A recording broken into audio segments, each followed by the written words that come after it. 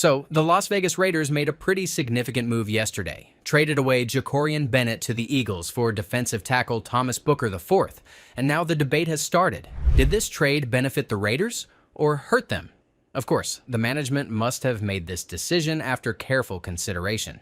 So, I'm going to take a deep dive into Thomas Booker's film and see what he brings to the table. He didn't get a ton of playing time last season, only 182 snaps with the Eagles. But within those limited reps, there are flashes of potential. There's some real upside here.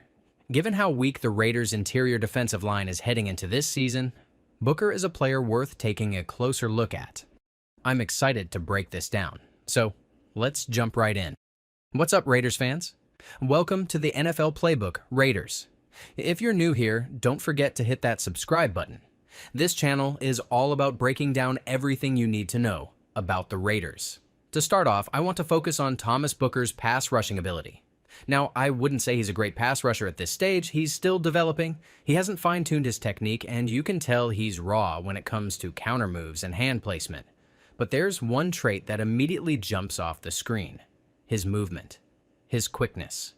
That's the one thing that shows up consistently on tape and could eventually translate into real production. You can see his film. Just watch how quick he is. He changes direction rapidly, and before you know it, he's in the backfield. This kind of sudden movement is rare for a guy who's 6'3½", probably 300 pounds. He just shouldn't be moving the way he does. But he does.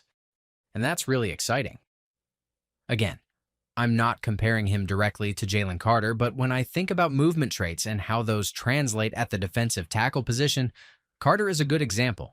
He doesn't win with a long list of pass rush moves. He wins because he moves so well. He'll step left, then jump back right. He keeps offensive linemen guessing, and he finishes with a simple club move. That's basically his go-to.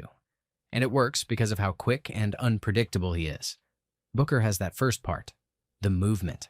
He's not at the level of someone like Carter, and he doesn't have that go-to move yet, but the foundation is there. He moves well, and that alone gives him a shot. One thing to keep in mind is that the Eagles have a clear type when it comes to defensive linemen. Look at Javon Hargrave, great mover. Milton Williams, same thing. Jalen Carter fits the mold. And now, Thomas Booker. Even though he didn't get a ton of playing time in Philly, he fits that same prototype. They value explosiveness and agility on the interior, and Booker shows those traits on tape. The Eagles even have another guy, Moro Ojomo, who's starting to flash a bit. Again, the theme is movement, and Booker is right in line with that approach. Another thing I really like about Booker is his power. He's not just a finesse guy. He shows the ability to bull rush and overpower offensive linemen. One play that stands out is when he's lined up against a right guard and uses a move called the fork move. Basically, he uses his inside hand to lift or displace the guard's arm, which allows him to remove the lineman's leverage and push through. It's technically a variation of a bull rush, but with some handwork added in. That's a really effective technique if you can execute it, and Booker pulls it off nicely. There's another rep against Trey Smith in the Super Bowl. Smith's one of the best guards in the league, and Booker manages to get under him, drive him back, and collapse the pocket. Even though he doesn't get the sack, it's a strong rep. It shows that when he wins leverage and engages with power, he can make an impact. He's not just a quick guy. He can bring the force when needed. Statistically, the numbers won't jump out at you. Like I said, only 87 pass rush snaps last year, and of those, he was double-teamed 35 times. That leaves only 52 true one-on-one opportunities, and even that doesn't tell the full story. You've got to factor in things like quick throws, screens, and shovel passes that technically count as pass plays, but don't really give a defender a chance to make a play. So, it's important to keep that context in mind when evaluating his tape. The production isn't there, but the traits are. Now, let's talk about his run defense, because that's actually where he's already solid. He plays fast, and that shows up in how he handles zone runs. On several plays, you see him beat the reach block and shoot into the backfield. There's one play where the run goes to the left, and even though the back picks up 5 yards, Booker wins his rep. He beats the guard trying to reach him and forces the back to bounce it. That's a win for the defensive tackle. Another great example is Cody Mauch. Mauch tries to reach him, but Booker just rips through and blows up the play. He's consistently disruptive on these types of runs because of how quick he gets off the ball. He has great backside pursuit, and his movement allows him to affect plays even when he's not directly at the point of attack. He's also got a viral clip floating around of him going up against Chris Lindstrom, one of the best guards in the NFL, and holding his ground. That's a great rep. Lindstrom's job on that play is to create a cutback lane by sealing Booker off. But Booker recognizes the block, gets hands on Lindstrom, and not only holds his ground, but pushes him back a bit. That's exactly what you want from a defensive tackle. He plays low, uses good leverage, and stays in his gap. That's textbook. I'll say this. If you're going to be a rotational defensive tackle in the NFL, especially for a team like the Raiders that struggles on the interior, you've got to at least be a good run defender. And Booker is already that.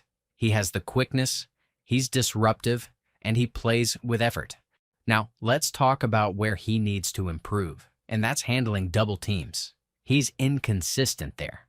On some plays, he takes it on, stays low, and holds his ground. On others, he gets pushed back 4 or 5 yards. That's a big deal. You don't always have to make the play, but you can't get driven off the ball.